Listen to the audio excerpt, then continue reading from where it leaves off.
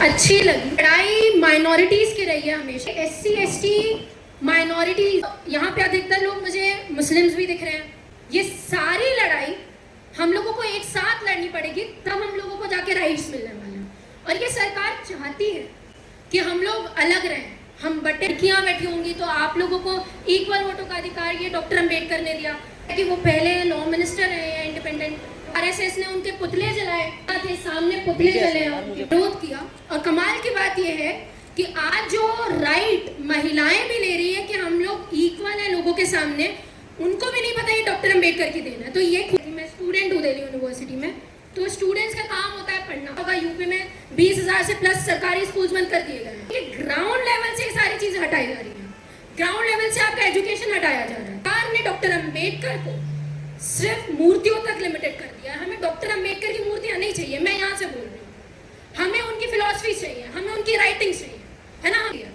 Doctor Ambedkar के लिखे हुए लेटर्स जो उन्होंने महात्मा गांधी को लिखे थे, वो सिम्बायोसिस कॉलेज ऑफ पुणे की लाइब्रेरी के अंडर आनी चाहिए राइटिंग्स। वो आप प्राइवेट कंपनी को दे देते हो, प्राइवेट इंस्टीट्यूशन, कि आप जितना भी किसी को खत्म कर दे, यहाँ खत्म होने वाला कोई नहीं है। ये लड़ाई नहीं है। और डॉक्टर अच्छी लगी क्योंकि ये लड़ाई माइनॉरिटीज की रही है हमेशा से। और डॉक्टर अम्बेडकर ने सिर्फ एक चीज बोली है, अगर आप लोगों को याद हो, कि SC ST माइनॉरिटीज है ना, और उनके जो राइट हैं उनको बचाने के लिए वो अपने आप को एज ए मेजॉरिटी कभी ना देते। तो यहाँ पे अधिकतर लोग मुझे मुस्लिम्स भी दिख रहे हैं, आप लोग भी माइनॉरिटीज हैं, हम भी माइनॉरिटीज हैं। तो ये जो लड़ाई है हमारी, ये सारी लड़ाई हम लोगों को एक साथ लड़नी पड़ेगी, तब हम लोगों को जाके राइट्स मिलने वाले हैं। और ये सरकार चाहती है कि हम लोग अलग रहें, हम बटे रहें। तभी जब आप लोग अलग रहेंगे तो आप एक साथ आएंगे नहीं, आपकी बातें दबाई जाएंगी। ठीक है, मुसलमानों के अगेंस्ट में डिस्क्रिमिनेशन लगातार बढ़ते जा रहा है, वो अपना प्रोटेस्ट अलग कर रहे होते हैं। दलितों के साथ में अलग उनके साथ में चीज़ें हो रही होती हैं, वो अपना प्रोटेस्ट अलग कर रहे होते हैं। हम लोग एक स्टेज पर नहीं आ पा रहे। पर आज मैं यहाँ पे आई हूँ तो मुझे बहुत खुशी हो रही है कि जितने भी मार्जिनलाइज कम्युनिटीज हैं, जितने भी माइनॉरिटीज हैं, वो सब साथ में बैठी हुई हैं। एक पहले तो अपने लिए आप लोग तालियां बजा लें।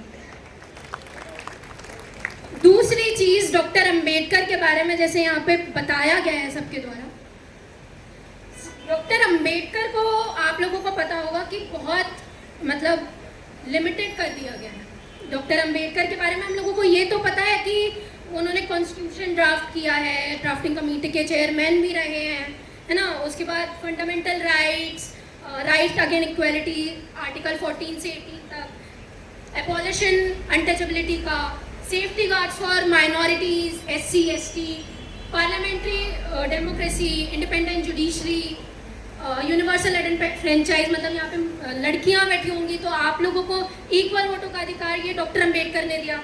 तो ये सारी चीज़ें बहुत कॉमन है डॉक्टर अम्बेडकर के बारे में। और ये भी हम लोगों को पता है कि वो पहले लॉ मिनिस्टर रहे हैं इंडिपेंडेंट इंडिया के।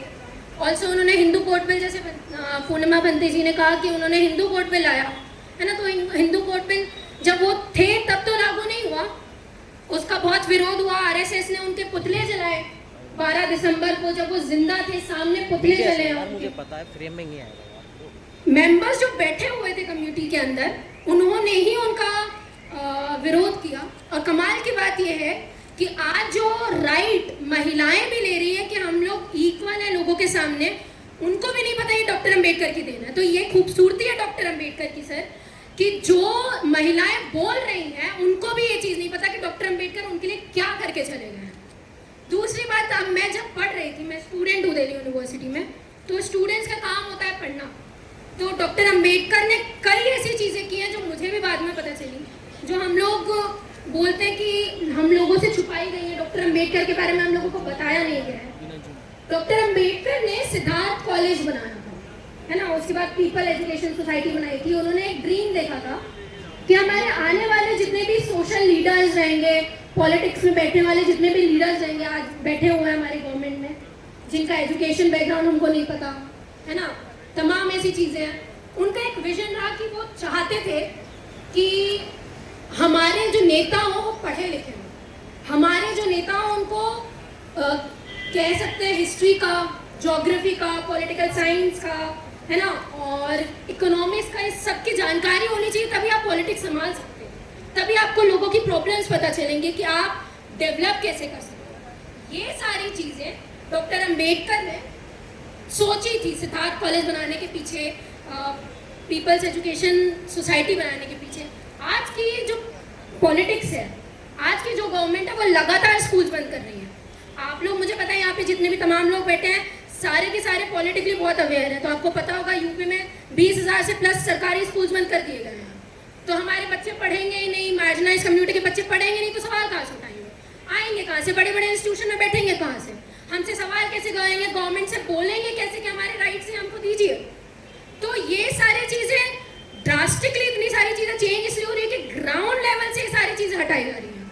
ग्राउंड लेवल से आपका एजुकेशन हटाया जा रहा है। बात करते हैं इकोनॉमिक पॉलिसीज़ की, डॉक्टर अम्बेडकर ने इकोनॉमी में क्या किया। आप लोगों को पता होगा कि आरबीआई जो हमारी सब कुछ नोटों से रिलेटेड सारे काम, करेंसी से रिलेटेड सारे काम करती होती है, वो डॉक्टर अम्बेडकर का विजन था। प्रॉब्लम ऑफ रुपीज़ जो उन्होंने थीसिस लिखी, उसके बाद आरबीआई बनाई गई। करेंसी इन्फ्लेक्चुएशन, जैसे लगातार करेंसीज, हमारी इंडिया की करेंसीज गिरते जा रही है। मोदी सरकार ने ये चीज़ बोली थी कि हम लोग आएंगे तो इंडिया का जो वैल्यू है रुपीज़ की, वो लगातार बढ़ती जाएगी। कमाल की बात है, उससे टोटली डिफरेंट चीज़ें हो रही हैं। हम लोग देखते जा रहे हैं कि डॉलर्स कहाँ स्ट्रांग होते जा रहा है और हमारा रुपीज़ कहाँ लो, तो 90 पार हो गया सब कुछ, है ना। तो ये हम लोगों को लगता है कि ऊपर ऊपरी चीज़ है, ये मिडिल क्लास के पेट में लात मारने वाली बात है, ये हमारे जेबों पे असर डालेगी।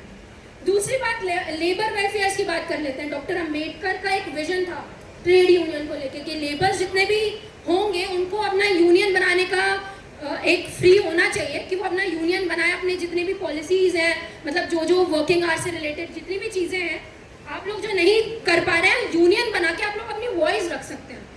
फिर आप जो इंस्टीट्यूशन है, उस इंस्टीट्यूशन को उसकी बात माननी पड़ेगी, सरकार को उसकी बात माननी पड़ेगी। कमाल की बात है, ये सरकार तो ये बोलती है कि हम डॉक्टर अम्बेडकर के बारे में बात करते हैं। हम डॉक्टर अम्बेडकर के, अभी आपको पता होगा कि यूपी में योगी आदित्यनाथ जी ने ये चीज़ बोली कि 14 अप्रैल बहुत धूमधाम से मनाया जाएगा। इस सरकार ने डॉक्टर अम्बेडकर को सिर्फ मूर्तियों तक लिमिटेड कर दिया। हमें डॉक्टर अम्बेडकर की मूर्तियाँ नहीं चाहिए, मैं यहाँ से बोल रही हूँ।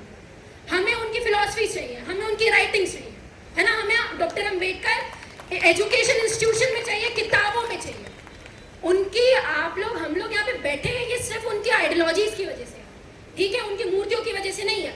मूर्तियाँ तो उन्होंने खत्म कर दी थी, सब कुछ तो खत्म हो गया था। डॉक्टर अम्बेडकर आज राजा बने ना। डॉक्टर अम्बेडकर के बारे में हम लोग अब जान रहे हैं, क्यों? क्योंकि उनकी राइटिंग जिंदा है। और यही सरकार है जो उनकी राइटिंग्स को सिम्बायोसिस कॉलेज ऑफ पुणे, जो प्राइवेट कॉलेज है, उसको सौंप देती है। डॉक्टर अम्बेडकर के लिखे हुए लेटर्स जो उन्होंने महात्मा गांधी को लिखे थे, वो सिम्बायोसिस कॉलेज ऑफ पुणे की लाइब्रेरी में है। डॉक्टर अम्बेडकर की बुकें जिन्होंने हाईलाइट की है, बहुत सारी चीज़ें, मेन रीडिंग्स जो उनकी लिखी हुई हैं, वो सिम्बायोसिस कॉलेज ऑफ पुणे में। ये सरकार खरीद सकती है वो राइटिंग्स, जो गवर्नमेंट के अंडर आनी चाहिए राइटिंग्स, वो आप प्राइवेट कंपनी को दे देते हो, प्राइवेट इंस्टीट्यूशन को दे देते हो। तो हमको समझ में आता है कि डॉक्टर अम्बेडकर को आप ग्राउंड से हटाना चाहते हैं। आप चाहते ही नहीं है कि उनकी राइटिंग्स बचे, आप चाहते ही नहीं है कि लोग उनके बारे में बात करें, उनके आइडियोलॉजीज के बारे में बात करें। इसलिए तो आप उनको मूर्तियों में सीमित कर देना चाहते हैं। इसलिए तो आप चाहते हैं कि हर दूसरे गली में डॉक्टर अम्बेडकर की मूर्ति बना देंगे, भाई आप उनको वोट दे दो। तो ये सारी चीज़ें चलने नहीं वाली, क्योंकि आजकल के जितने भी लोग हैं, हम जैसे युवा जो है वो पढ़ रहे हैं। और यही खूबसूरती है हमारी डेमोक्रेसी की, कि आप जितना भी किसी को ख़त्म कर दें, यहाँ ख़त्म होने वाला कोई नहीं है। ये जो लड़ाई है, ये छोटी मोटी लड़ाई नहीं है। और डॉक्टर अम्बेडकर के बारे में मुझे तो ये भी चीज़ पता चली कि उन्होंने वाटर रिवर से लेके इतनी सारी चीज़ें करी हैं, मतलब वाटर मैनेजमेंट रिसोर्सेज की उन्होंने स्थापना की। आज हम लोग दामोर वैली प्रोजेक्ट के बारे में जानते हैं, हेराकुंड डैम के बारे में जानते हैं। वो उनकी सोच थी कि आप लोग डैम्स बनाइए, कैसे इंटरलिंक्ड होना चाहिए रिवर्स, ताकि वो खेतों पे जाए, इरिगेशंस पे जाए। ये सारी चीज़ें, पावर रिलेटेड चीज़ें, कि इलेक्ट्रिसिटी लेबरर्स तक कैसे पहुँचेगी, जो काम कर रहे होते हैं लेबरर इंस्टीट्यूशंस में, उसको पूरा सेंट्रलाइज होना चाहिए। ये तमाम चीज़ें डॉक्टर अम्बेडकर ने की हैं। मुझे नहीं लगता यहाँ पे लोगों को बहुत सारी चीज़ें जो मैंने भी बोले वो पता भी होंगी, क्योंकि सरकार नहीं चाहती है आप ही बात करें। ये सरकार नहीं चाहती कि आप डॉक्टर अम्बेडकर के बारे में जानें। और यही खूबसूरती है डॉक्टर अम्बेडकर की, आप जितना उनको एक कम्युनिटी के अंदर ढालने की कोशिश करेंगे, वो एक कम्युनिटी के बिल्कुल भी नहीं। वो चाहते एक चीज आप लोगों को पता होगी, उस टाइम डॉक्टर अंबेडकर के पास में इतना राइट था कि वो जैसे पाकिस्तान अलग से बनाया गया, वो दलितों के लिए अलग से टेरिटरी ले लेते, वो अलग से वो देश बना लेते। लेकिन उन्होंने कहा कि मैं चाहता हूं कि हमारे लोगों के अंदर वो देशभक्ति की भावना रहे, हम सब एक रहें। और ये बताने वाले वो नहीं होते, ये बताएंगे हम, क्योंकि हम पढ़ रहे हैं डॉक्टर अंबेडकर को। ये बताएंगे आप, ये बताएंगे अपने बच्चों को, आप जैसे लोग जो पढ़ के यहाँ आ रहे हैं और पॉलिटिक्स में अपनी भागीदारी निभा रहे हैं। और एक चीज और आप मान के चलिए, हमारे लोगों को पॉलिटिक्स में आना बहुत जरूरी है, क्योंकि पढ़े लिखे लोग नहीं रहेंगे अगर पॉलिटिक्स में। तो आज जैसे आप देख रहे हैं ना पॉलिटिक्स की हालत, ऐसे लोगों के अंडर में जिनका डिग्रियों का पता नहीं है, वो बैठ गए हैं, उनको इंटरनेशनल रिलेशन नहीं पता कैसे चलाने हैं। हाँ, वो अपने आप को डिप्लोमेट बताते हैं, और कभी वो अपने आप को डिप्लोमेट बताते हैं रशिया यूक्रेन के टाइम में, और कभी अपने आप को बोलते हैं कि हम दलाल थोड़ी, हम ईरान और इजराइल और अमेरिका के बीच में आ जाएंगे। तो आपको समझना पड़ेगा, ये ताकत आप लोगों को डॉक्टर अंबेडकर ने दी है, ये ताकत प्रोटेस्ट करने की, आप और महिलाओं को कम से कम यहाँ आके बोलने की, मैं जैसे बोल रही हूँ यूनिवर्सिटीज में पढ़ने की, ये सारी ताकतें डॉक्टर अंबेडकर हमको संविधान के तौर पर देके गए हैं। और ये जितना भी चिल्ला ले कि आप हिंदू राष्ट्र बना लेंगे, ये जितना भी चिल्ला ले कि हम भगवा लहरा देंगे, जितना भी चिल्ला ले कि मनुस्मृति का दौर वापस लाएंगे, हम ये कभी नहीं कर सकते, कभी नहीं कर सकते ये। और जब तक मेरे जैसा एक भी आदमी जिंदा है, मेरे जैसा एक भी इंसान जिंदा है, तब तक ये हिंदू राष्ट्र, कोई भी राष्ट्र, ये मनुवादी राष्ट्र कभी नहीं बन सकता। लास्ट में बहुत ज़्यादा टाइम नहीं लूँगा, क्योंकि सबको बोलना, सर ने बोला कि उनको ख़त्म करना है जल्दी। लास्ट में एक चीज़, अच्छा अभी मना कर रहे हैं सर, एक चीज़ मैं आप लोगों को बता देती हूँ। मैं लगातार, मैं आप लोगों को अभी यूजीसी के प्रोटेस्ट के बारे में पता होगा, लगातार मैं प्रोटेस्ट में रही हूँ। मैंने देखा है वो सोच यूनिवर्सिटीज़ के अंदर, बच्चों के अंदर, हमारे बच्चों का इतनी बुरी तरीके से ब्रेन वॉश कर दिया गया है, हमारे बच्चों को इतना ज़्यादा अंदर मनुवादी सोच घुसा दी गई है कि वो इस हद तक आ चुके थे कि हम लोग मनुस्मृति लॉ डिपार्टमेंट में पढ़ाएंगे, क्योंकि वो एक लॉ है, वो एक स्मृति है।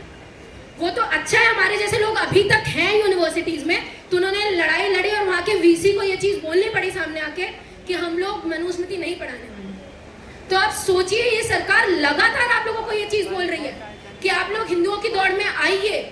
ये सरकार लगातार ये चीज़ बोल रही है कि हम मुसलमानों को पसंद नहीं करते, वो डायरेक्टली ये चीज़ बोल रही है। आप असम के मुख्यमंत्री को जानते होंगे, हेमंत बिश्व शर्मा, वो तो अपनी आए दिन अपनी स्पीचेस में अपने नफरत दिखाते रहते हैं, बयां करते रहते हैं कि मुझे तो कम्युनिटी ही नहीं पसंद है, इनको तो गोली से ही उड़ा दो। भाई, तुम्हारे दादा परदादाओं ने कर लिया होगा जो उनको करना था, वो दौर अलग था, वो दौर मनुस्मृति का दौर था, ये दौर संविधान का दौर है। तो तुम्हारे आने वाले कितने भी पुरखे हो, तुम हो, आने वाली जनरेशन हो, कोई बाल भी बाका नहीं कर सकता, और कोई भी यहाँ पे आके ये चीज़ बोल भी नहीं सकता कि आप किसी एक पर्टिकुलर कम्युनिटी को हटा दो। अगर इतना ही शौक है ना आप लोगों को अपनी कम्युनिटी बनाने का, अपना राष्ट्र बनाने का, तो जाइए, आप बना सकते हैं अपना राष्ट्र, बेशक बना सकते हैं। ये इस राष्ट्र की बुनियाद सेक्युलरिज्म में नींव है इस राष्ट्र की। ये राष्ट्र यूनिटी इन डाइवर्सिटी में बना हुआ राष्ट्र है। ये इस राष्ट्र का जो कॉन्स्टिट्यूशन है, उसका फंडामेंटल ही यही है कि हम लोग डाइवर्सिटी इन यूनिटी है, हम लोग यूनिट है। ठीक है, हम लोग हेट्रोजेनियस स्पीशीज बिल्कुल हो सकते हैं, लेकिन हम लोगों के अंदर वो भारत का प्रेम आज भी जिंदा है। इसलिए आज भी, चाहे हमारे प्रधानमंत्री कितने भी खराब हो, चाहे वो पसंद भी लोग क्यों करते हो, अगर कोई बाहर वाला आदमी आके बोलता है ना, अमेरिका जैसे लोग कि हमें पसंद नहीं है नरेंद्र मोदी जी, या उनके खिलाफ में कुछ भी बोल देंगे, तो हम अपने प्रधानमंत्री के लिए खड़े रहेंगे, क्योंकि हम जानते हैं हमारे इंटीरियर कॉन्फ्लिक्ट कितने भी हो, हम चेंज कर सकते हैं वो चीज़, पर हमारे देश के ऊपर बात नहीं। ये रैशनैलिटी है, ये साइंटिफिक टेम्परामेंट है जो लगातार एजुकेशन से, इंस्टीट्यूशन से बढ़ेगा। ये सोच कोई नई सोच नहीं है, ये सोच कोई ऐसा नहीं है कि अभी के बच्चे आके इतना समझदार कैसे हो रहे हैं, ऐसा बिल्कुल भी नहीं है। ये सावित्रीबाई फुले, पेरियार, ज्योतिबा फुले, डॉक्टर अंबेडकर की लड़ाई है। ये लड़ाई बहुत पहले से आ रही है। तो ये सारी चीजें हमारे जैसे लोग माइनॉरिटीज अगर समझे और एक स्टेज के नीचे आके अपनी लड़ाई लड़े तो कोई भी हक हकूक नहीं है जो वो हमसे छीन सकते हैं। ये इस देश में हमने SC/ST एक्ट 13 पॉइंट रोस्टर देखा है। हमने देखा है कि सरकार को झुकना पड़ा हमारे सामने। हमने देखा है 2 अप्रैल का वो आंदोलन, हमने देखा है यहाँ पे बॉर्डर में बैठे हुए किसानों का आंदोलन, हमने देखी है हर चीजें। जब आप लोग पढ़ के अपनी आवाज उठाते हैं ना, ये सरकार भी मजबूर हो जाती है आप लोगों के आगे गिरने के लिए। इसलिए कहते हैं कि जब सड़कों पर लोग नहीं रहते ना तो संसद अक्सर आवारा हो जाती है। तो आप लोगों को सड़कों पर उतरना पड़ेगा। ये मैं बिल्कुल मान सकती हूँ कि हमारे पास बहुत सारे राइट्स छीने जा रहे हैं, आपके फ्रीडम ऑफ स्पीच का हनन हो रहा है, आपके सोशल मीडिया अकाउंट्स बैन किए जा रहे हैं, आप लोगों को बोलने नहीं दिया जा रहा है। लेकिन आप यकीन मानिए मेरा, आप लोग ग्राउंड पर उतरेंगे, उससे बहुत कुछ चेंज होगा। आप लोग अपनी सरकार बना सकते हैं। और एक और चीज मैं बोलना चाहूंगी, सरकार को वोट देना इसका मतलब ये नहीं है कि आप उनके ऊपर सवाल नहीं खड़ा कर सकते। आपने उनको बिठाया ही इसलिए कि आप सरकार के ऊपर सवाल करो। और बल्कि हमारा तो ज्यादा दायित्व बनता है कि हमने वोट दिया है यार, तुम जिस वोट के जरिए आए हो हमको तो सवालों के जवाब दो। इस सरकार ने तमाम वादे किए, 2 करोड़ रोजगार के वादे किए, 15 से 20 लाख रुपए देने के वादे किए, मेक इन इंडिया की बात की, इन्होंने बुलेट ट्रेन दौड़वाने की बात की, इन्होंने स्वच्छ भारत की बात की, बेटी बचाओ बेटी पढ़ाओ की बात की। लेकिन लगातार बेटियों के अगेंस्ट में, रेप अगेंस्ट वुमेन यूपी में सबसे ज्यादा है, क्राइम अगेंस्ट वुमेन यूपी में सबसे ज्यादा है, माइनॉरिटीज के खिलाफ में सबसे ज्यादा उत्पीड़न है।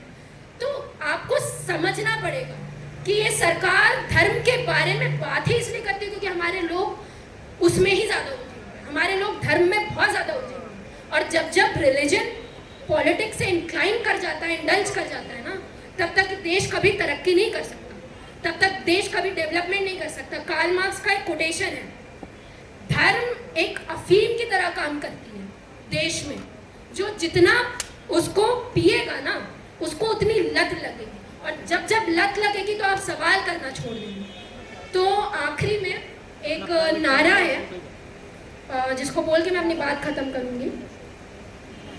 भारतीय संविधान के अनुच्छेद बोले जय भीम, बैठे दो गोल में सभा बोले जय भीम, बहरे मनुवादियों को जोर से सुनाई दे, बहरे मनुवादियों को जोर से सुनाई दे, आओ मेरे साथ मिलके तेज बोलो जय भीम, गली कूचे चौक और दुकानों में भी जय भीम, माता रमाबाई के त्याग में भी जय भीम। ना हो बाबा साहेब अब तो ऐसी कोई जगह नहीं, ना हो बाबा साहेब अब तो ऐसी कोई जगह नहीं, गांधी और नेहरू के खानदान में भी जय भीम। जय भीम, जय भारत, जय संविधान। शुक्रिया।